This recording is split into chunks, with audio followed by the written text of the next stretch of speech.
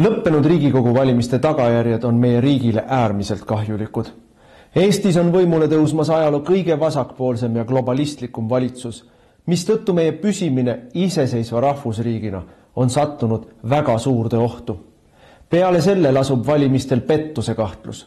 Rahvuskonservatiivide kahjustamiseks algatati valimiseelsel nädalal koordineeritud laimukampaania ning e-hääletuse puhul ei ole välistatud tulemuse manipuleerimine Reformierakonna kasuks.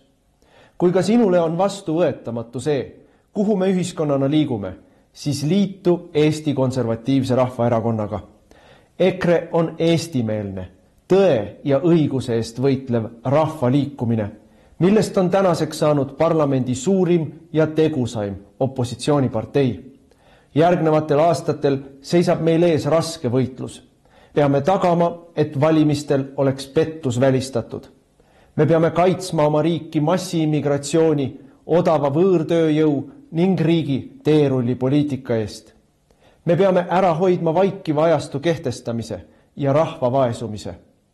Iga meie liige saab anda oma panuse, et Eesti jääks eestlaste rahvuskoduks. Mida rohkem meid on, seda tugevamad me oleme. Erakonnaga liitumise juhendi leiab veebilehelt ekre.ee. Eesti eest. Raadiosaade Räägime asjast. Eesti asjadest nii nagu need on, räägivad Mart ja Martin Helme ning nende huvitavad saatekülalised pühapäeviti kell 11. Loe põnevate teemade kohta rohkem ka uudisteportaalist uueduudised.ee. Tere tulemast kuulama raadiosaadet Räägime asjast. Me räägime asjast Tre raadios, Ring FMis, Ruut FMis, Kuressaare Pere raadios, pühapäeva hommikul kell 11. Täname kõiki raadiote juurde tulemisest ja meil järgmised tunniks on sellised konservatiividele mõeldud maiuspalad siin. Räägime kahekesi Mart Helme ja mina Martin Helme. 3 teemat oleme välja valinud. Kõigepealt võtame kokku oma sellel nädalal 4 päeval toimus Riigikogus EKRE fraktsiooni algatatud olulise tähtsusega riikliku küsimuse arutelu tuuletööstuse pahupool ja ausalt öeldes meie, kes me selle asja sees oleme, teame seda pahupoolt, aga need ettekanded, mis seal olid, panid kohati ikka juuksed peast püsti tõusma. Et see pahupool on palju õudsam veel, kui isegi asjaga kursis olevad inimesed tihtilugu aru endale annavad. Teisel teemana räägime, EKRE-l oli jälle õigus rubriigis. Alar Karis otsustas mitte välja kuulutada kirikute ja koguduste seadust. Ja laias laastus võiks öelda, et tema põhjendused olid äravahestamiseni sarnased sellele, mis olid meie vastuväited sellele seadusele. Ja tahakski nüüd aru saada, et kas Alar Karis on koos meiega putinist või meie siiski ei ole putinistid. Ja kolmandaks võtame ette analüüsida, mis siis tegelikult toimub Trumpi rahuplaaniga seoses Ukrainas. Ja see, kas on rahuplaan või ei ole rahuplaan, kes sellele rahuplaanile vastu töötab, mis on taust ja kus me võime varsti välja olla jõudnud. Aga alustame tuuletööstuse pahupoolest. Meil oli neljapäeval, neid OTRK-sid tehakse Riigikogus selles koosseisus vähem, eelmises koosseisus oli peaaegu iga nädal mõni. Formaat iseenesest on mõistlik, parlamentaarne arutelu on, Riigikogu välised asjatundjad või eksperdid kutsutakse sõna võtma, Riigikogu liikmed saavad küsimusi küsida ja väga tihti on nad küllaltki pinnapealsed või niisugused linnukese kirja saamiseks. Mõni komisjon teeb oma aastase töö kokkuvõttest midagi seal või sellised mitte eriti põnevad. Küllap sotsid teevad sellest ikkagi, kuidas palgalõhe on ja nii edasi. Aga meie tegime tuulikutööstusest ja meie proovisime katta ära siis kogu selle tuulikutööstuse kõik olulisemad aspektid. Kõigepealt siis raha aspekt või majanduslik aspekt. Teiseks tervise aspekt, kuidas see mõjub nii inimeste kui loomade tervisele ja kolmandaks siis see nii-öelda planeeringu ja elukeskkonna aspekt. Ja seda tulid rääkima meile ikkagi väga sisukalt asjatundjad.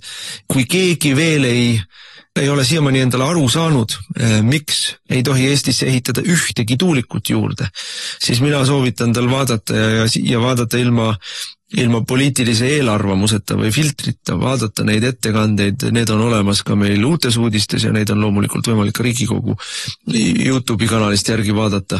No lihtsalt ei tohi teha. No, Riigikogu YouTube'ist vaadata on selles mõttes veel ekstra kasulik, et seal on ka kõik need küsimused ja vastused küsimustele ja küsimuste vastuste voorud olid kõikide ettekannete puhul võrdlemisi pikad ja küsimused olid väga asjalikud ja vastused olid samuti asjalikud ja ma tahan rõhutada seda, et see ei olnud meil niisugune erakondlik propagandaüritus.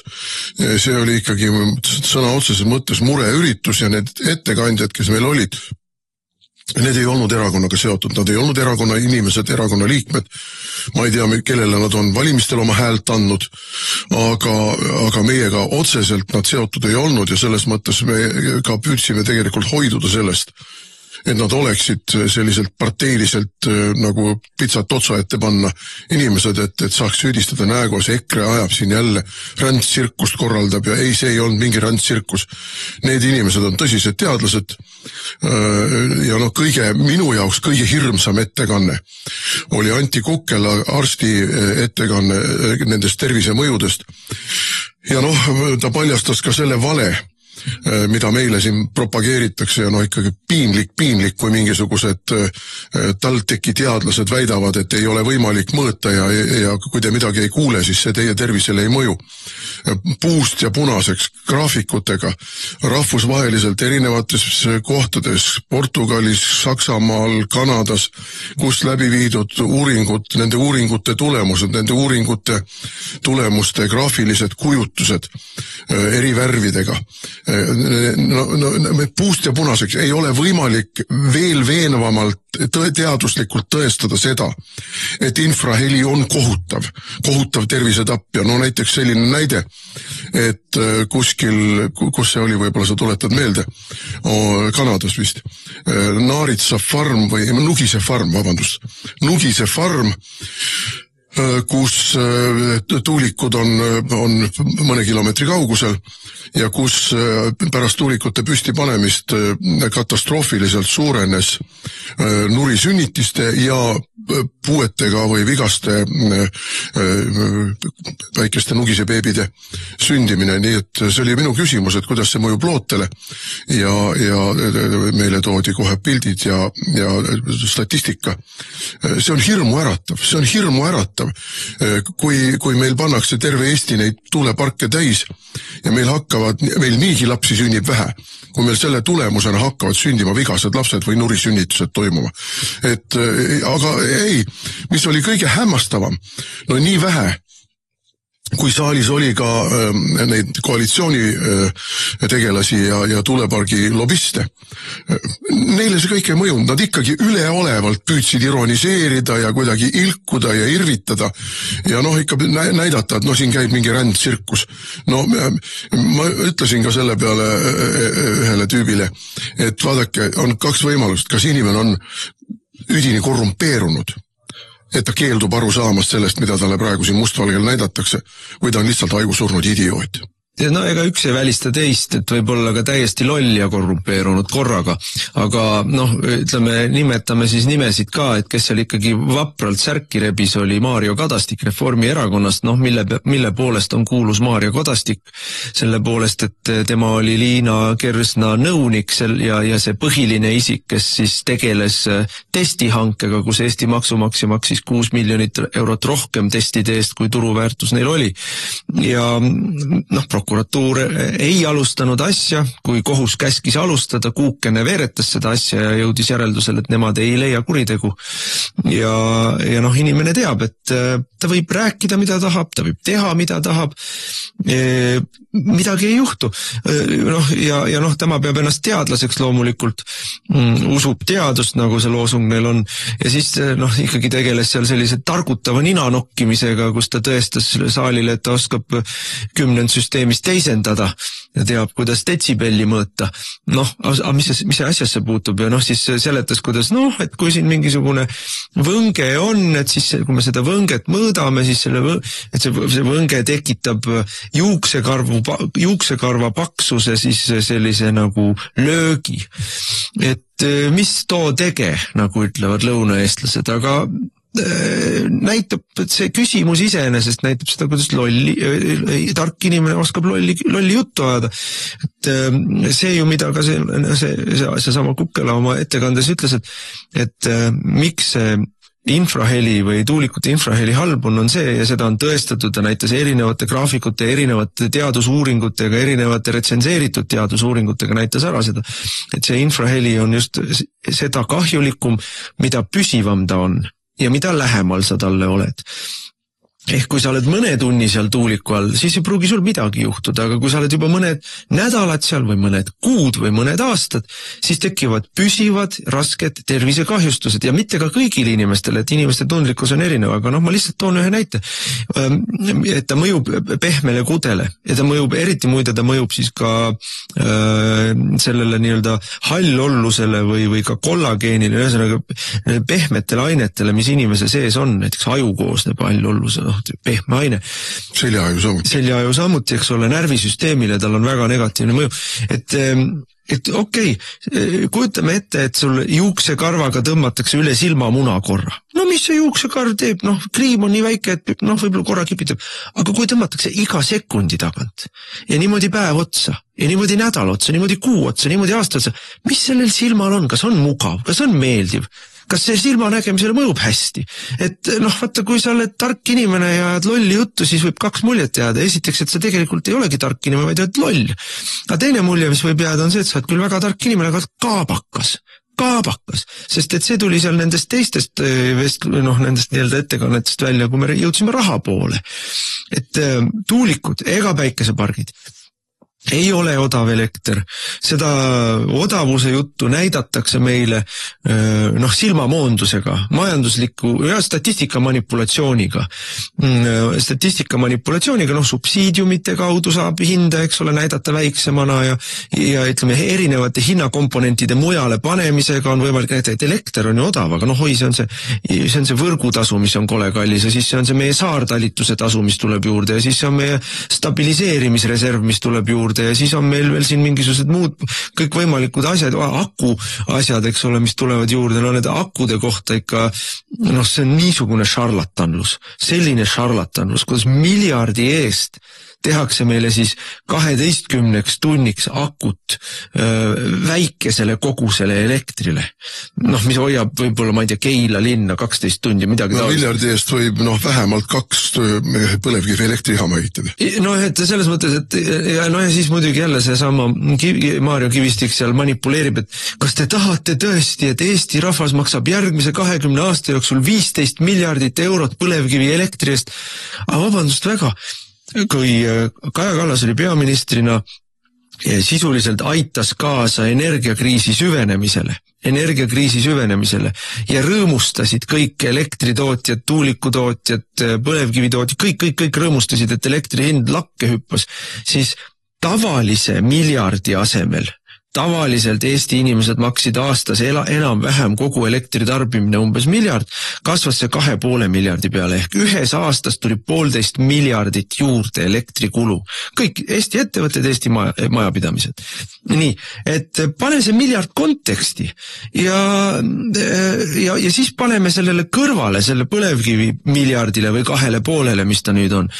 Paneme siis konteksti kõrvale siis selle roheelektri hinna, mis on kindlasti 2-3 korda kallim. Nii et nende numbrite manipulatsioonidega nad jäid seal ka koha peal vahele ja selles mõttes Rain Epleri ettekanne oli väga hea. Ta tõi meile välja, mis siis need Eesti tootmisvõimsused on, mis siis Eesti tarbimised on. Margus Sild oli, kes rääkis ka energeetik, kes rääkis siis sellest, et mida meile päike toodab või ei tooda. Ja minu küsimus oli ka, et kuidas meil on praegu 4% või 20% umbes toodab meil siis justkui see tuul ja päike. Päike tegelikult toodab seal mingisugune natuke üle 10% üldse oma nimivõimsus ehk et kui me paneme seal megavati jagu, paneme päikesepaneele, mis on siis kui maksimaalselt päike paistab, kõik tingimused on ideaalsed, siis ta toodaks megavatti, aga tegelik elu on selline, et ta toodab 14% aasta peale kokku. Ja seegi 14% jääb põhimõtteliselt 4-5 suve ja sooja kuu peale, et talvel ei toodada mitte midagi, on päevi, kus tootmine on 0 ja siis ülejäänud päevadel on 1-2%. Et me võime 5-kordistada või 10-kordistada elektripaneelide hulka Eestis, mis sisuliselt tähendab seda, et terve Eesti on üks suur elektripaneelide väljak. Me võime 4- või 5-kordistada tuulikute hulka Eestis, mis sisuliselt tähendab seda, et kogu Eesti on lihtsalt otsast otsani täis pandud suuri tuulikuid ja meil on päevad, nädalad ja kuud, kui elektrit ikkagi ei ole, sest et tuult ei ole piisavalt ja päikest ei ole piisavalt. Aga hind sellel on pöörane, 10 miljardid, ainult ehitamine, aga siis on veel käitamine ka. No jaa, põhimõtteliselt, mis seal ikkagi välja tuli see, et niinimetatud taastuvenergeetika, mis meil koosneb eelkõige 99% praktiliselt tuulikutest ja päikesepaneelidest. No biomass on ka veel. No ma ütlen, ütleme siis võib-olla mõnevõrra utreeritult, aga üle 90% on biomass, jah, ta natuke suurem kui 10%. Kogu meie elukeskkond muudetakse elamiskõlbmatuks. Siia juurde tuleb ka veel, ja sellest oli samuti meil juttu, inimeste kinnisvara väärtusetuks muutumine. Teil ei olegi seda võimalik müüa. See ei ole lihtsalt niimoodi, et minu kinnisvara kaotab, ütleme seal 20%, 50% oma väärtusest, aga midagi ma saan ikka. Aga kes ostab sinu kinnisvara, kui sa kolid sealt ära sellepärast, et seal on ebatervislik elada, et seal ei ole võimalik elada, seal ei ole võimalik mingit muud ettevõtlust arendada, sellepärast, et see tuulegeneraator, kõik need tuugenid tapavad, kõik ettevõtlusvõimalused sisuliselt selle ümbruskkonnas ära. Muu hulgas põllumajanduse muide. Just nimelt. Ja sellest oli ka väga pikalt ja põhjalikult juttu, mida ta teeb mullaelustikuga ja nii edasi, et see on sisuliselt terve Eesti elamiskõlbmatuks muutmine. Ja ei, surume aga edasi.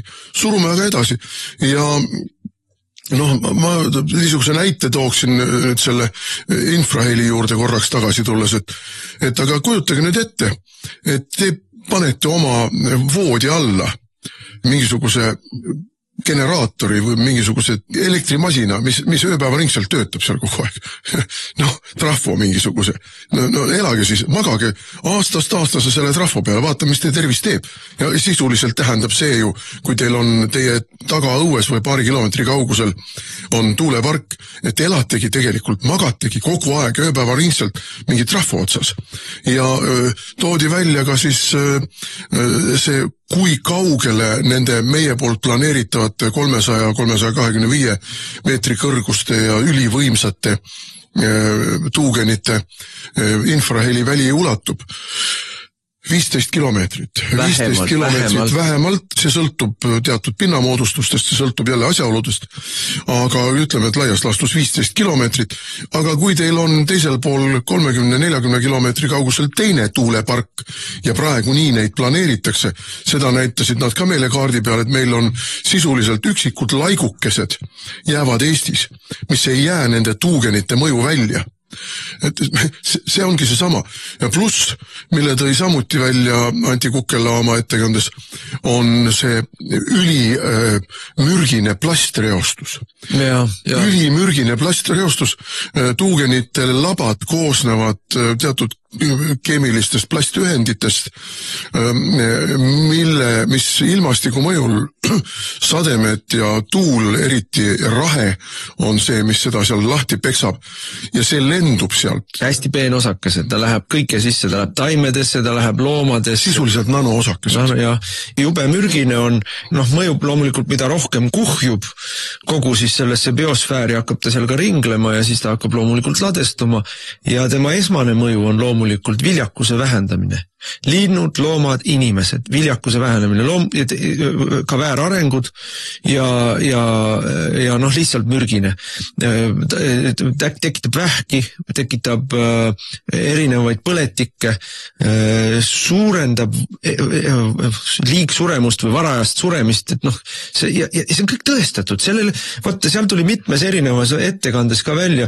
Urmas Maranik tegi meile ettekande, mis rääkis planeeringutest ja just nimelt kõigest sellest, et kuidas meil on väidetavalt, meil on planeeringuprotsessis on ette nähtud seadusega, on ette nähtud teavitamised, kaasamised, nõusolekud. Kõigest sellest sõidetakse üle, inimeste eest varjatakse, et üldse, sest et need planeeringud on erinevaid, eks ole, kõigepealt on üldplaneering, siis on detailplaneering, siis on keskkonnamõjude hindamine, siis on kõikvõimalikud sellised bürokraatlikud asjad ja see vähemalt peaks käima kõik niimoodi, et tehakse avalikult teatavaks, et nüüd on üldplaneeringu tutvustamine, siis on kaasamine, käiakse mööda, pannakse vähemalt vallamajja välja plaanid ja seletuskirjad ja siis, kui tekib soov, siis tehakse ka koosolek, kus inimesi kohal. Kõigest sellest on ammu juba mööda hiilitud. Varasematel aastatel on seda tehtud niimoodi, et inimesed ei tea, meil pandi vallamaja seinale mingisugune kaart koos mingisuguse jutukesega välja, võib-olla oli kuskil, ma ei tea, valla sõnumites või kusagil oli teade, et nüüd on siis avalikustamise etapp. Avalikustamise etapil keegi ei erutunud, koputati ära, mindi järgmisse etappi, kellelegi ei räägitud, see kõik on peidetud selle ilusa linnu keele taha, ega sul keegi ei ütle, et sul on tuulikute arendajad, sulle räägitakse mingisugusest arendamisest ja sulle räägitakse seal, kõik on ära peidetud mingisuguste eufemistlike sõnapaaride taha. Ja siis kui enam-vähem jõuab asi sinnamaani, et vald peab hakkama andma ehitusluba või vallavolikogu peab hakkama andma seal mingisugust lõplikke kinnitusi, võt siis alles inimesed saavad teada, et neil on tehtud see. Teine trikk, mida kasutatakse, on see, et tuulik on planeeritud 2 erineva siis omavalitsuse territooriumile ja siis nii-öelda mäng on selline, et me tegeleme kooskõlastamiste lubadega teises omavalitsuses, et seal käib see põhijutt, eks ole. Seal on reformerid võimul. Ja seal on reformerid võimul, seal saavad kõik load ära ja siis selles nii-öelda või on otse sinu maja on suhteliselt valla piiri peal ja teisel pool valla piiri, sinu maja on valla piirist seal mingisugune kilomeeter, mõjuala on seaduste järgi kas 2 või 3 kilomeetrit, aga kuna see on teises vallas, siis sa ei teagi. Ja oledki selles 3-kilomeetrises mõjualas, aga see on naabervalla teema ja naabervald sinuga ei räägi, arendaja ka sinuga ei räägi ja ühel hetkel vaatad, et mingisugused suured kraanad sõidavad seal. No see on nii, nagu meil on see Mõisaküla juhtum. Et teisele poole Läti piiri tuleb suur tuulepark, aga Mõisaküla jääb täielikult selle mõjusfääri. Ja, et sellised nii-öelda bürokraatlikud trikid, mida sinna juurde tehakse, nad on vilunud, nad on kavalad, ma võin ka tuua näite sellest, kuidas kliimaministeerium ostab üles valdasid, seesama meie Eesti teiseks kõige vihatuma vallavalitsusega omavalitsus nimega Lääneranna vald, kus ka minu maakodu on, Lääneranna vallale siis maksti 200 000 eurot, lihtsalt pandi papp laua peale, et nad oleksid nõus tuulikutega. Loomulikult Lääneranna vald on nõus. Said veel, kui nad selle 200 000 võtavad, siis saavad seal veel, ma ei tea, 20 000 said veel mingid ajutiselt inimesi palgale võtta, suvalisi inimesi palgale. Eks need inimesed võeti palgale selle jaoks, et nad käiksid külast külla ja räägiks, kui head asjad on tuulikud. Aga põhimõtteliselt lihtsalt tühise mõnesaja tuhandelise summaga osteti vallavalitsus ära. Vallavalitsusel hea meel hõõruvad tagajalgasid kokku, saavad veel ennem valimisi seal mingisugust lindilõikamist teha selle rahakesega. Ja see on nii küüniline, see on nii kohutavalt küüniline. Ja siis mängitakse veel ka nende niinimetatud taluvustasudega. Et aga tehakse taluvustasusid saama ja taluvustasud, et me kavatseme neid tõsta veel. Ja siis sisuliselt tänu sellele, et teie maa peal või teie läheduses on tuulikud, siis te hakkate selle eest, lihtsalt niisama hakkate raha saama. Mis sellest, et kärvate varem maha?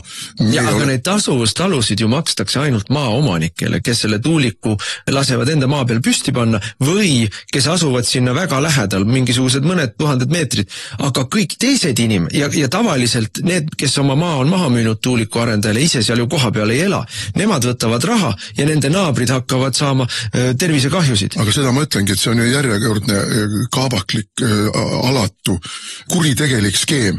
Ja teisest küljest ma muidugi mõtlen ka, et aga kui elavadki seal kuskil mingisugune tädi Maali ja onu Oskar, kes on juba kuskil seal 90 eluaasta kandis, tahamegi sureme nagunii varsti ära, meil ükskõik pange oma tuulikud püsti, me saame natukene poest rohkem toitu osta. Ja rahast rääkides ennem, kui oli jutu sellest kinnisvarast ja talumistasust, et tegelikult paljud inimesed, eriti nooremapoolsed inimesed on ju pangalaenuga ostnud oma maamaja või pangalaenuga korda teinud oma maamaja. Ja nüüd tuleb ja see ei ole ainult maa, tegelikult me siin ettekujutus on see, et need on kuskil mingisugused külka kolad, terve Eesti on täis. Keskmise suurusega Eesti alevid, maakonnakeskused saavad endale tuulikud külje alla.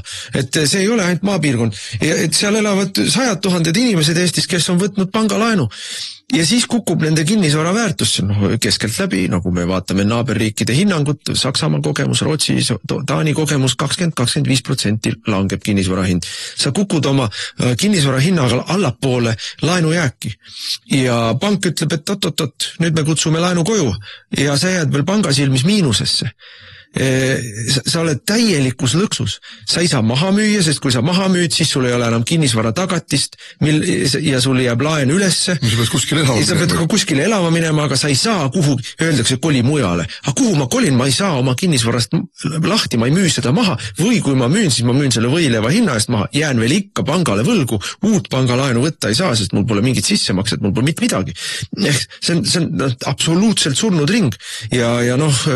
Aga Riina Sikkut ronib pulti ja ütleb, puhas, odav energia, perjott.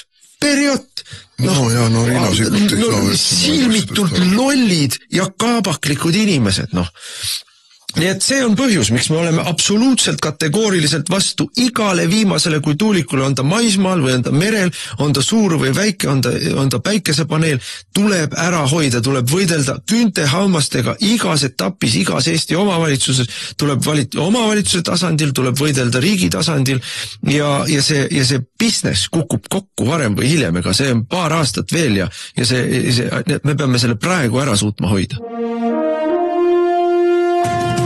Raadiosaade Räägime asjast. Eesti asjadest nii nagu need on, räägivad Mart ja Martin Helme ning nende huvitavad saatekülalised pühapäeviti kell 11. Loe põnevate teemade kohta rohkem ka uudisteportaalist uueduudised.ee. Jätkame saadet, saate nimi on Räägime asjast räägivad Mart Helme ja mina Martin Helme ja tuleb veidi siin oma saba kergitada, et me ju ütlesime, me ju hoiatsime. Ekrel oli jälle õigus. Kirikute ja koguduste seadus, mida me oleme siin saates mitmel korral rääkinud ja mille eest meid on sõimatud putinistideks ja ma ei tea milleks kõigeks veel ja seleta endal suu pähe viltu, et see ei ole ainult või see ei puuduta, meie vastuseis ei lähtu sellest, et me hoolime nii kangesti sellest nii-öelda Vene kirikust või Vene õigeusu kirikust, vaid et selle seadusega tuldi kallale kõigile kirikutele, selle seadusega rikuti põhiseadust ja nii nagu president oma analüüsis ütleb, on täpselt see, millest ka me rääkisime. Seaduse muudatus on nii lai, et see annab riigile voli sekkuda kõigi kodanikuühenduste siseasjadesse, näiteks muu hulgas erakondade maailmavaatelistesse positsioonidesse ja annab riigile õiguse likvideerida neid erakondasid, kui riik vaatab lakke ja otsustab, et seda erakonda mõjutab mingi välismaine ideoloogia või jõud, näiteks trumpism. See oli halb seadus, üdini halb seadus. Me nägime selle läbi, me seletame. Siis ronib Jaanus Karilaid pulti ja ütleb, kõik, kes seda seadust ei toeta, on putinistid ja rahvusriigi reeturid. Tegelikult oli tema rahvusriigi reetur. Ja mul on hea meel, et Karis selle seaduse jättis välja kuulutamata, ma pean tunnistama, et ma olen kergelt üllatunud, meeldivalt küll, aga kergelt üllatunud. Ma muidugi ei tee endale mingit illusioone selles suhtes, et Karis on nüüd mingisugune iseseisev otsustaja, iseseisev mängur Eesti poliitikas. Ma usun, et ikkagi süvariigis hakati muret tundma, et idanaaber tõepoolest võib seda kasutada ära masside üleskütmiseks. Ja kui meile räägitakse sellest, et seni kuni kestab Ukraina sõda ja võime meie olla muretud ja teha oma ettevalmistusi ja venelased meile kallale ei tule. Aga Ukraina sõda lõpeb ja sellest me täna räägime ja tõenäoliselt lubasime rääkida saate lõpuosas. Ukraina sõda lõpeb nii või teisiti ühel hetkel. Ja siis on vaja ju Venemaal kallale tungeks ettekäänet. Ja üks suurepärane ettekääne on see sama Vene kirik. Aga mina näen siin ikkagi teist poolt. Tänane Eesti valitsev klikk või režiim ei hooli sellest, mis on Venemaa oht. Nemad hoolivad ikka jätkuvalt sellest, mida peremehed läänes ütlevad. Ja sellel nädalal tuli veel uus teade või lisateade, me oleme ka sellest mitu korda rääkinud, et Ameerika tänane administratsioon, Trumpi administratsioon suhtub väga tõsiselt ja on seda mitmel korral väga kõrgel tasemel välja öelnud, et ta suhtub väga tõsiselt kristlaste tagakiusamisse. Ja just sel nädalal tuli uus uudis välja Ameerikast, kus siis Ameerika erinevad valitsusasutused siis nii-öelda käivitasid töövoo kristlaste vastaste tegevuste ja kristlaste vastaste aktsioonide siis reageerimiseks neile. Ja mulle küll tundub niimoodi, et meile tuli läänest väga selge signaal, või ma isegi ei ütle läänest, sest lääs on meil pihustunud täna või lõhki, eks ole, Euroopa Liit ja Ameerika Ühendriigid ajavad täiesti erinevaid asju. Ja meie valitsus on ikkagi absoluutselt skisofreenilises olukorras. Meil puudub probleem, meie oleme trumpistid ja Trumpi toetajad ja Trumpi ideoloogia pooldajad ja Trump esindab kõike seda, mismoodi meie asju näeme ja tahame. Ja meil ei ole mingit probleemi, me oleme ka eluaeg suhtunud eriliselt kriitiliselt Euroopa Liidu asjaajamistesse ja ideoloogilistesse poosidesse.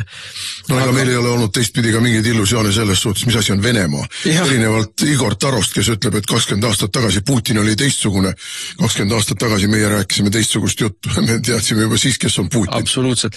Aga meie tänane valitsev klikk on omadega täiesti sõlmes, sest et nad ei tea, kellele rohkem meeldida, kas Brüsselile või Washingtonile ja kuidas mõlemale meeldida niimoodi, et teine ei vihastaks. Aga Washingtonist on tulnud selge signaal, nii ei tohi teha, seda ei tohi teha. Mis iganes põhjustel ei tohi teha. Aga, ja see on minu meelest siin selgelt taustaks, et see seadus jäi välja kuulutamata. Muidugi prõmmivad nüüd nii Taro kui siin Läänemetsad ja kõik muud prõmmivad edasi, et nemad kavatsevad jätkata, aga see, mida ka Karis kirjutas oma seaduse välja kuulutamata jätmise otsuses on see, et riigi julgeolekut see ei paranda. Riigi julgeolekut saab kaitsta olemasolevate seaduste täitmisega. Mis oli ju ka see, mida me rääkisime, et me ei pea Vene kirikut nii-öelda ära keelama ja kinni panema, kui teil on näiteid Vene kirikus tegutsevatest pappidest või nunnadest või ilmikutest, kes seal töötavad. Minu poolest kojamehest, kes seal töötab, kes on Vene agent või töötab Eesti riigi iseseisvuse ja põhiseadusliku korra vastu, siis meil on olemas üliheldelt rahastatud ja kõike pealt kuulavad julgeolekuasutused. Nabige nad kinni, pange vangi, saatke riigist välja, selleks te olemas olete. Et see on see, mida te tegema peate. Ja selleks on kõik seadused olemas. Karise kirjas olid lausa välja toodud paragrahvid karistusõigusest, kuidas nendega tegelema peaks. No aga võib-olla tahetigi ikkagi niisuguse laia tõlgendusega seda seadust vastu võtta, et ühel hetkel hakata meiega tegema nii, nagu Saksamaal kõige populaarsema erakonna AFD-ga tehakse. Et hakata meie liikmetelt relvi ära korjama ja meie liikmed, meie parlamendisaadikuid suukorvistama ja rajalt maha võtma, mida ju tegelikult on ka tehtud Gert Kingo näol kas või näiteks praegu. Asemele on tulnud siis keegi, kes meid lakkamatult sõimab. No see vahetuse mõte oli ju. Ja see vahetuse mõte oli. Et võib-olla see oligi tegelikult tagamõte, aga kuna kaugemalt vaadates see tagamõte tõenäoliselt jääb varju, aga küll on aga selgelt näha see, et see on ühe kristliku koguduse vastu suunatud, siis... Ja ka sõja edendamise poolt suunatud. Jah, siis väga võimalik, et ookeani tagant öeldi, et kuule sõbrad, et nii see asi ei lähe.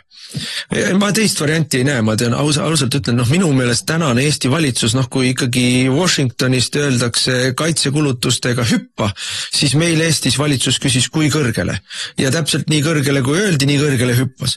Et see on meie valitsus. Tegi oma kalkulatsiooni, et see hüppe annab meile võimaluse ju rohkem raha omadele suunata. Ja loomulikult see on veel sinna juurde, et hüpata Eesti rahva rahaga võib hüpata nii kõrgele kui tahad, et nagu ka Rain Epler ütles eelmise teema arutelu ajal, et kui meil siin toimub nii-öelda rohepöördega raha sõna otses mõttes tuulde loopimine, et ega tuul täis ei saa, ega ruum raha täis ei saa, et seda on lõputult võimalik loopida, ega riigikaitse rahaga on ja samamoodi, et ega siin piiri ette ei tule, piir, mis ette tuleb, on Eesti rahva võimekus koormiseid kanda, aga ega seegi piir minu meelest ei ole veel käes, et Eesti rahva kannatus on kuulus.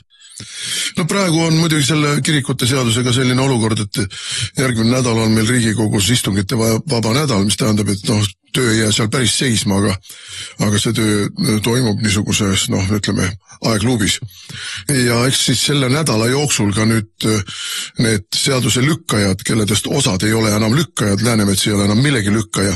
Läänemets on nüüd opositsioonis, ma ütleksin niimoodi, kahe tooli vahel haukuv väike koerake. Sest et opositsioon ei ole võtnud sotsi omaks, aga koalitsioon on nad ka välja visanud.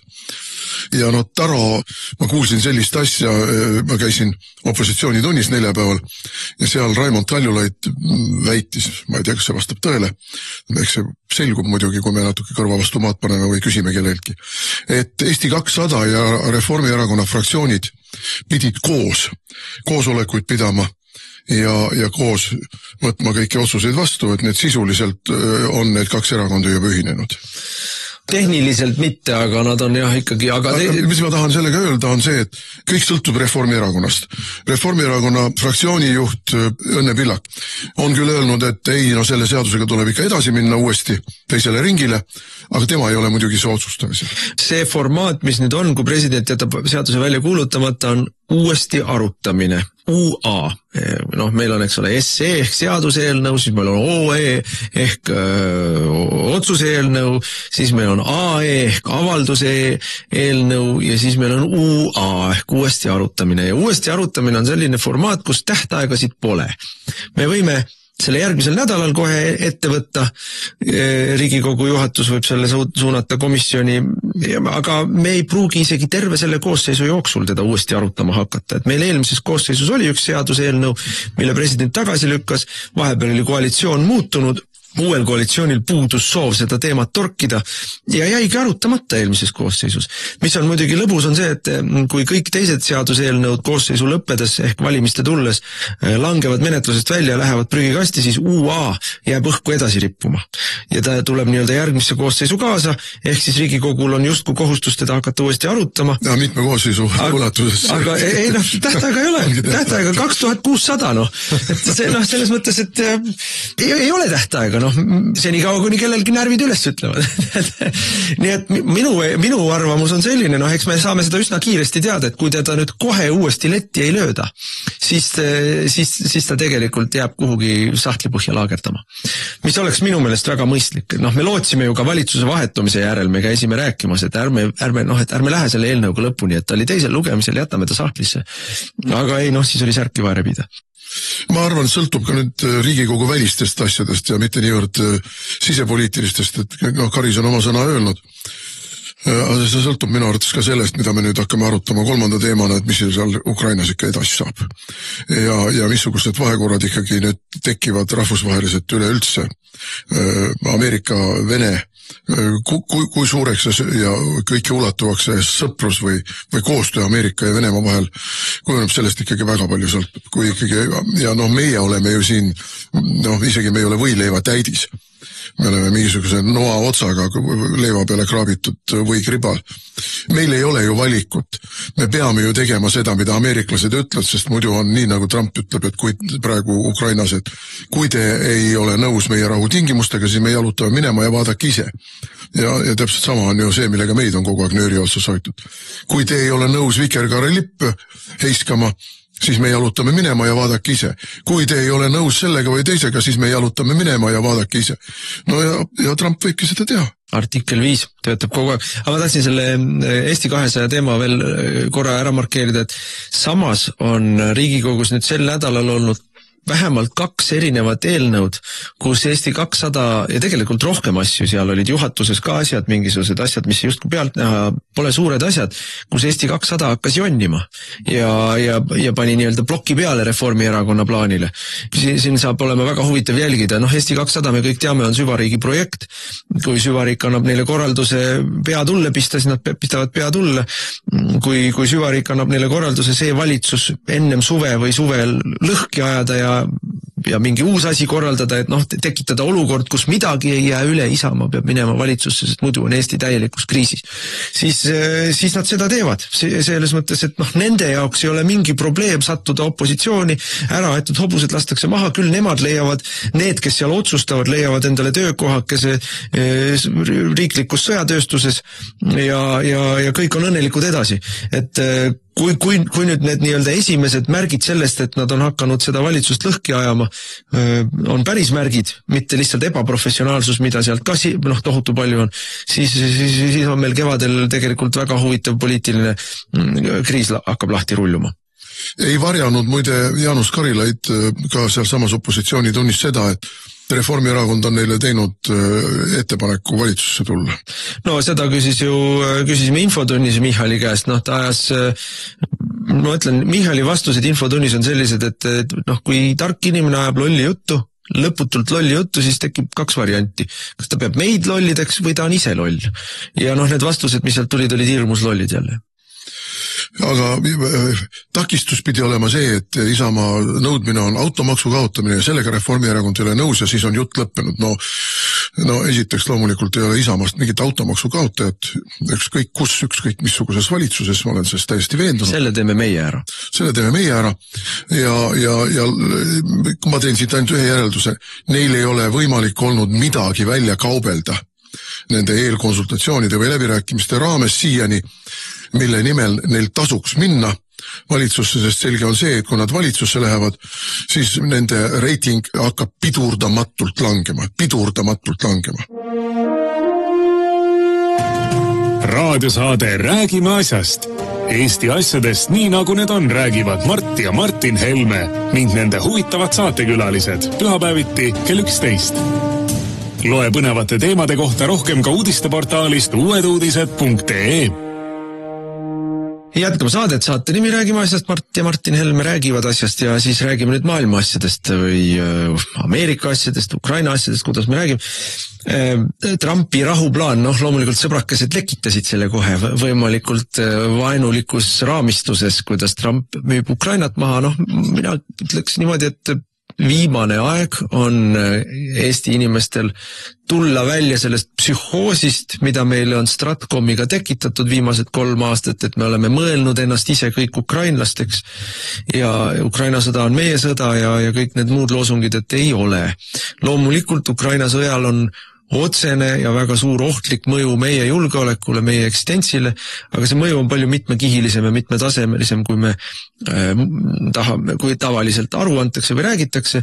Ma toon siia lihtsalt minu meelest üks kõige olulisem mõju, mis on olnud Ukraina sõjal Eestile, on 2 aspekti, millest ei taheta üldse rääkida. Esimene aspekt on massiline slaavlaste Eestisse tulemine nii-öelda Ukraina pagulaste nime all, mis on Eestit venestanud jõhkralt.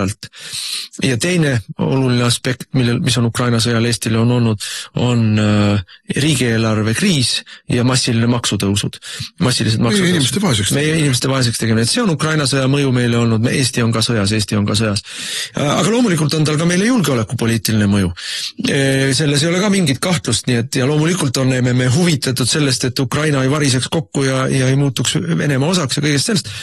Aga 3 aastat sõda on viinud selleni, et Ukraina on kokkuvarisemise ääre peal ja on püsinud suures osas need 3 aastat siiski tänu sellele, et ameeriklased on neid aidanud ja toetanud. Ja just nimelt ameeriklased, mitte eurooplased. Euroopa on küll ka aidanud ja on rahasid uhanud ja kõik, aga ilma ameeriklaste süstemaatilise ja tohutult mõõtmetelt suurema abita. Nii muuhulgas luure ja logistika.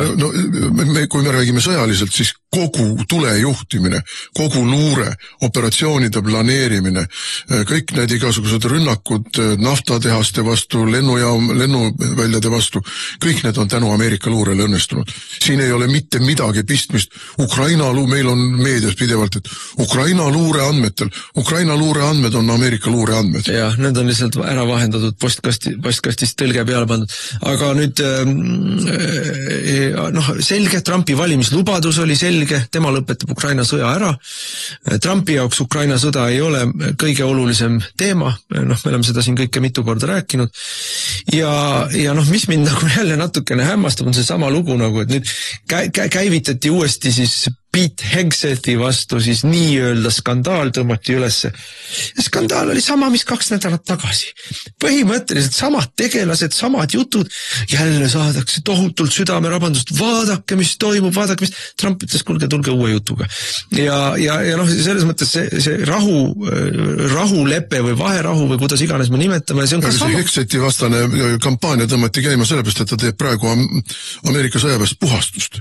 Ta puhastab sealt välja kõiki neid transusid ja pedesid ja korruptante ja fanaatilisi demokraate ja musti rassiste, keda kõikide nende Obamade ja Bidenite ajal ju edutati kõrgetesse ametitesse ainult sellepärast, et nad ei olnud valged. Ja vihkasid valgeid. No ma räägin mustrassism.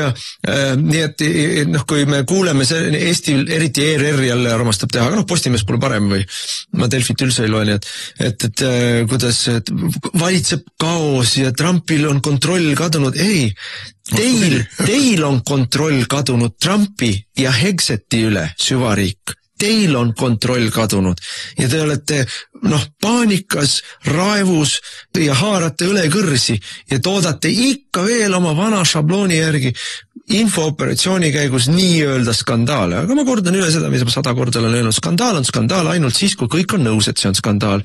Kui Hegset ja Trump leiavad, et skandaali pole ja terve vabariikliku partei valijaskond leiab, et see skandaali pole, siis teie kuula demokraadid ja demokraatide suuvoodriteks olevad propagandistid, kes ennast ajakirjanikeks nimetavad, kaasa arvatud ERR-i omad. Võite väänelda maas, vahtu suunurgast välja pritsida, aga skandaali pole. Nii et see on nii. Aga nüüd Trumpi rahuplaan on ikka see sama, mida ta kogu aeg on rääkinud, mida ta kohe alguses ütles.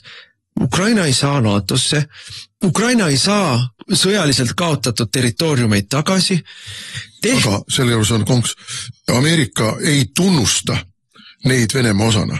See tähendab mittetunnustuspoliitika, nagu ameeriklased seda praktiseerisid Mandžuuria puhul, Mandžukua riigi puhul, enne teist maailmasõda, kui jaapanlased selle okupeerisid, mittetunnustamispoliitika. Jah, me ei lähe sõjaliselt seda vabastama, meil ei ole selleks jõudu, meil ei ole selleks huvi, meil ei ole selleks, ühesõnaga, see ei ole meie prioriteetide hulka kuuluv.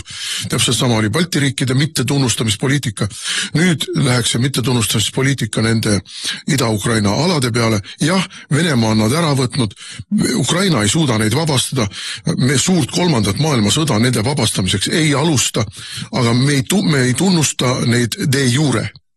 Ja Eesti meedia on valetanud siin jälle lihtsalt, lootusetult valetatakse kõige selle kohta, et kõik, ma veel kord kordan üle, kallid kuulajad, kõik, mida te loete Eesti peavoolumeediast, on lihtsalt teile valetatakse näkku. Moonutatud või puhtalt valetatud? Puhas vale ka lihtsalt tihtilugu. Või täiesti pea peale pööratud, fakt on õige, aga see, kuidas seda esitletakse, on täiesti pöörab asja pea peale. Nüüd, minu meelest on ameeriklased ka siin tegelikult ikkagi mõningaid asju välja kaubelnud, et kui mina loen seda nii-öelda märkidest välja seda, et kui varem ütlesid Putin, et Zelenskit pole olemas ja nad ei räägi taga, ei tunnusta seda, siis praegu ollakse valmis ikkagi ka otsekontaktideks nii Zelenski ja Putini vahel kui Venemaa ja Kiievi vahel otse. Et see tähendab seda, et Moskva on loobunud oma nõudest nii-öelda välja vahetada valitsus, vähemalt praeguses etapis. Jaa, aga ma näen siin ka muidugi venelaste võimalikku kavalat tagamõtet, kuna nad tegelikult ei pea ju Zelenskit legitiimseks presidendiks, kuna tähtajad on kõik umbe jooksnud ja valimisi pole toimunud ja nii edasi, siis võivad nad öelda, et jaa, me sõlmisime küll, Zelenski kirjutas alla mingitele paberitele, aga ta ei olnud legitiimne ja seetõttu meie need lepingud temaga ei ole ka legitiimsed. Venelaste puhul on selge see, et nad nii-öelda Tartu lunaraha, mida nad 1030. aastal välja mõtlesid meie vastased, need trikid on 1000 aastat vanad. Me kõik teame neid trikke. No jaa, aga ajalukku minnes see, mismoodi siis siin Liivimaa juhtkond otsustas, et ei kirjutame alla pärast, vaatame, muidugi mis on saab. See välja mõeldud, et aga nõustume, et me maksame, aga siis saatsid delegatsiooni, kes võttis kaasa suure kirstu, mis pidi olema rahasid täis, aga kui siis jõuti Moskvasse ja siis kirst lahti tehti sellised, see oli tühi, millega anti lõplik ettekääne Ivan Groznõile sõda alustada, ehkki see sõda oleks tulnud loomulikult niikuinii. aga kui see delegatsioon olid õnnelikud, et nad üldse ellu jäeti, delegatsioon Liivimaale jõudis, siis siin sõda käis juba. No jah, nii et me ütleme kõik, kui keegi räägib siin, et Trump ja mind eriti häirib see, kuidas meile klassikalise sellise süvariigi Stratcomi mulana räägitakse, kuidas Witkoff on mingisugune kinnisvaraarendaja, kes millestki aru ei saa ja eriesindaja Waltz on teine põmbja, kes millestki midagi aru ei saa. Tähendab, see on umbes samasugune jutt, kui räägiti meile, kuidas George W. Bush on silmapaistvalt loll inimene. No ei olnud loll inimene, tegi valesid asju võib-olla, aga ei olnud loll inimene. Sa ei saa saada Ameerika presidendiks, kui sa oled loll inimene. Sa võid olla ajusurnud nagu Joe Biden, kui sind upitab süvariik. Aga ega ka Joe Biden ei olnud loll senikaua, kuni tal veel ikkagi tassid kapis olid. Aga kogu see jutt, Witkoffil on meeskond selja taga, tal on strateegia selja taga, tal on mandaat, ta käib neid asju tegema. See on läbimõeldud, mida nad teevad ja räägivad. Ja on läbimõeldud ka see, et tema on seda sorti mees, kes võib mingeid asju välja öelda, mida mõni teine inimene, mida Trump või Rubio näiteks või Hegseth välja ei saa öelda või Vance. No siin on ikkagi mitu kihti selle asjal, kui räägitakse, et lääne lollid, nad ei saa Venemaast üldse aru. Esiteks, nad ei ole üldse lollid. Teiseks. Ega Venelemast nad ei pruugi ikka aru saada. Teiseks. Eurooplased küll ei saa. Neil on ikkagi väga hea luure. Nii elektrooniline luure kui inimluure kui analüütilised keskused. See annab neile ikkagi väga hea koondpildi. Teiseks, Ameerika on immigrantide riik ja seal on tohutult palju immigrante Ida-Euroopast, Venemaalt, kes on üles ostetud, kes on üle jooksnud ja kes on tihtipeale väga kõrgetasemelised, kas teadlased, analüütikud, ajakirjanikud, väga kirju seltskond jälle. Näiteks ma toon sul näite lihtsalt, et illustreerida seda, üks Trumpi lähedasemaid nõunikke on Steven Gorka. Tegelikult Steven Gorka on Istvan Gorka ehk ungarlane. Ja väga hästi tunneb venelasi ja Ida-Euroopat. Ja just oli meil siin jooksis telekas, poole silmaga vaatasin, Xi Jinpingist, Hiina uuest liidrist. Tema karjäärist, kes siis kommenteeris seda? Kommenteerisid väga kõrgetasemelised, loomulikult Hiina keelt oskavad Hiina teemalised sinoloogid Ameerika ülikoolidest ja kommenteerisid Ameerikasse üle jooksnud Hiina dissidendid, Hiina ajakirjanikud, endised ka Hiina luurajad, endised Hiina kõrged riigiametnikud, kes kõik tunnevad süsteemi väga hästi, peensusteni. Ei ole mingisugust juttu, et lollid ei saa aru, väga hästi saavad aru. No ma lihtsalt on omalt poolt, et kui ma olen käinud Lääne-Euroopas ringi ja kohtunud erinevate europoliitikutega, siis seda ma isegi ei ütleks, et nad on rumalad, ma ütleks, et nad on piiratud, sest et nende silmapiir ei ulatu teisele poole Alpe või teisele poole Elbet. Et nad lihtsalt, nad ei tea mitte midagi sellest, mis toimub Põhja-Euroopas, Kesk-Euroopas, Ida-Euroopas, Venemaal. Neid ei huvita see ka. Sest neil on teised prioriteedid, nad sellest teavad meist palju paremini seda, mis toimub Marokos näiteks või Alžeerias näiteks. No see on Euroopas, jah. Või Türgis näiteks, eks ole. Nende elu on mujal ja nende huvid on mujal. Huvisuunad on erinevad. Jah, aga suurriik Ameerikas, seal on neid palju. Prooviks nagu kuhugile jõuda selle analüüsiga, et mulle, vaata Trumpi, Rubio andis eelmisel nädalal ju selge tormihoiatus, et kui lähipäevadel... Ja Vance kinnitas seda. Jah, et kui lähipäevadel asja lukku ei lööda, siis meie jalutame minema. Siin on paar asja. Ja muidugi meie meedia hakkas rääkima, kuidas Trump avaldab survet Zelenskile ja teeb Zelenskit süüdlaseks. Zelenski ongi süüdlane. Sest et see piir, mis paika on pandud, kui venelased sellega rahule jäävad, siis see on veel hästi lõppenud sõda. Mitte mingit jõudu ei ole, kes võtaks tagasi neid Donbassi ja Krimme. Ei ukrainlastel, ei eurooplastel ja ameeriklased ei plaani sinna minna. Ja see on lihtsalt seis. Eurooplastel jõudu ei ole, ukrainlastel jõudu ei ole, kui ameeriklased sinna sõdima ei lähe ja see oleks 3. maailmasõda ja nad ei lähe, siis ei ole jõudu maailmas, kes võtaks tagasi praeguses seisus lähiaastatel neid Donbasse, Luhanskeid ja Krimme. Ja kui venelased jäävad sinna seisma, siis on niigi hästi läinud. Aga Zelenski ei ole sellega nõus. Mida Trump ütles ju, kui Zelenski Valges Majas oli, et sul ei ole kaarte. Sul ei ole kaarte, millega mängida ja ma püüan sulle hoida alles sinu riiki. Kui ameeriklased minema jalutavad, kui ameeriklased oma sõjalise abi lõpetavad, Starlinki välja lülitavad, siis Ukraina kukub kokku mõne nädalaga. No venelased on pikalt ette valmistanud suurt pealetungi ja nüüd on ilm jõudnud sinnamaale, et see suur pealetung sobib, et nüüd nad saavad minna. On mingi teooria on selline, et Trumpil saab 100 päeva ametit täis 30. aprillil ehk järgmisel nädalal ja kui tal selleks ajaks ei ole konkreetseid lubadusi ja kokkuleppeid laua peal, siis ta ütleb, et saage ise hakkama. Ja sellel on omaette mitmekihiline järelmäng, sest saage ise hakkama tähendab seda, et venelased võtavad väga suured tükid Ukrainast ära, me ei tea, kui kaugele, kas nad lähevad jõeni või nad lähevad läänepiirini. Neil prioriteet on Odessa ja Mustamere rannik. Võtavad lõunaranniku enda kätte, eks ole, see on ka, Ukrainast jääb järele väga väike tömp, aga ja vastutasuks saavad nad selle, et neil liigub edasi praegu kokkuleppe ikkagi Iraani teemal ja Iraani tuumarelvaprogrammi lõpetamine on neil käe ulatuses ja see on neile prioriteet.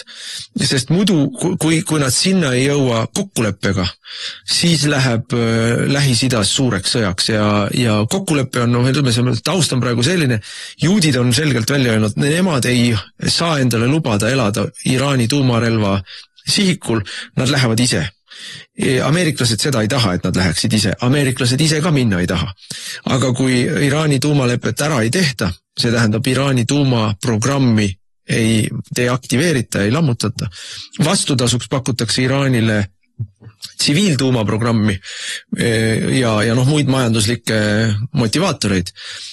Vastutasuks pakutakse Iraanile ka seda, et mullade režiim jääb alles.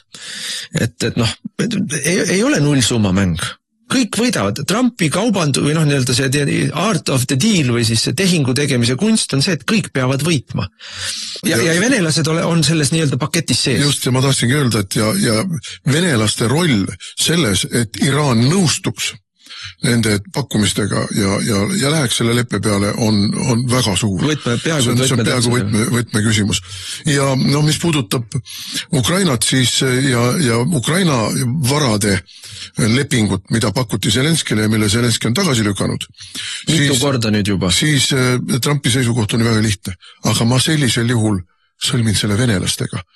Ja venelased võtavad need alad ära kõik. Ja teie jääte kõigest ilma. Kõigest jääte ilma. Et see punnimine, mida praegu siin Zelenski teeb, see on tegelikult enese-hävituslik. See on Ukraina hävituslik. See on Ukraina hävituslik. Ma peangi seda silmas, enese-hävituslik Ukraina, mitte ainult Zelenski enda persooni seisukohast, vaid Ukraina seisukohast tervikuna. Aga Zelenski on Briti luure käsilane või agent või käpiknukk või kuidas iganes me ütleme. Zelenski teeb seda, mida Londonist kästakse. Ja London on selle sõja algusest saadik olnud ikkagi sellel liinil, et tuleb sõdida, see oli Boris Johnson, kes, see on kõigile teada olev fakt, kõik osapooled on seda kinnitanud, Boris Johnson, kes 22. aasta kevadel lasi põhja keelas Zelenskil ja ukrainlastel sõlmida vaherahu venelastega, siis vist olid venelastel suuremad alad käes, aga see on olnud Londoni suunis kogu aeg jätkata sõda. No võt, aga mis see meisse puutub see nüüd niimoodi, et Washingtonis on nüüd uuesti hakatud ellu äratama seda niinimetatud 3 mere initsiatiivi. See on siis Aadria meri, Mustmeri ja Läänemeri ja nende vahele jäävad riigid. No see on see, kus ma käisin seal Budapestis, seal arutati seda palju. Ja see tähendab seda, et kõik need jutud, mida meie Stratcom jälle siin räägib sellest, kuidas kui Ukraina ära antakse, siis ka meid antakse ära ja me oleme järgmised ja ameeriklased meile appi ei tule. Ei pea absoluutselt paika. Sihiks seatakse ümber, prioriteedid seatakse ümber, territooriumid, mida peetakse omaks, mida ollakse valmis kaitsma ja mille suhtes lepitakse ka kokku venelastega, on teised. Ukraina ei kuulu nende hulka enam, aga Balti riigid kuuluvad. No millest ka meil ei saada aru, sest meil on see ajupesu loputus on olnud nii tohutult suur ja ma ütlen, me oleme selle psühhoos, mis on Eesti rahval tekitatud selle Ukraina sõjaga, on olnud äärmiselt ebatervislik ja see on takistanud asjade nägemist klaari pilguga ja see omakorda on takistanud oma valikute hindamist klaari pilguga ja see omakorda on takistanud vajalike tegevuste tegevust või tegemist, et enda huvide eest seista. Aga mida meil ei teata või millest meile räägitakse aeg-ajalt sellises propagandistlikus võtmes ja siis kohe otsa räägitakse vastupidises võtmes, on see, me kõik oleme kuulnud, kuidas kohe Putin kukutatakse. Oligarhid kukutavad, rahvas tuleb tänavale kukutavata, sest sõda on nii ebapopulaarne. Nii nagu heas propagandas ikka, selles on killuke tõtt. Ega sõda, Ukraina sõda Venemaal ei ole populaarne. Nii majanduslike raskuste tõttu, kui ohvrite tõttu, kui erinevatel muudel, ütleme selle ühiskondliku pitsituse tõttu, ega seal on ikkagi hästi jõhkralt igasugune eriarvamus maha surutud. Ikkagi inimesed kukuvad akendest välja üsna väikeste põhjuste peale. Ja selles mõttes see sõda ei ole seal populaarne. Kui see sõda seal ära lõpetatakse, meile, ja siis järgmise hingetõmbega esitletakse, et kohe kui Ukrainas lõpetatakse, venelased jätkavad sõda, küll Poola, küll meie, küll ma ei tea, kelle vastu Prantsusmaani lähevad välja. Need mõlemad korraga ei saa olla tõsi. Et kui see sõda on äärmiselt ebapopulaarne, siis Ukraina sõja lõpetamise puhul, kui see lõpeb niimoodi, et Putin saab seda esitleda kas või pooliku võiduna või enam-vähem võiduna, siis Vene ühiskonna ja Vene, mis olulisem veel, Vene eliidi isu jätkata suure sõjaga lääne vastu ei ole nii suur, nagu meile üritatakse muljet jätta. Kahtlemata mingites oludes, mingitel tingimustel võib see juhtuda, aga see ei ole nii suur, nagu meile üritatakse näidata. Jaa, eks Venemaa on saanud ka rappida ja Venemaal on mustmiljon muid probleeme. Just lugesin seda, kuidas venelased praegu tunnevad väga muret sellepärast, et nad on küll Armeenia visanud niimoodi poolest saadik aserite ja türklaste lõugade vahele, aga tegelikult nad ei taha, et Armeenia likvideeritakse, alla neelatakse türklaste poolt. Kaukaasia on neil üks mure.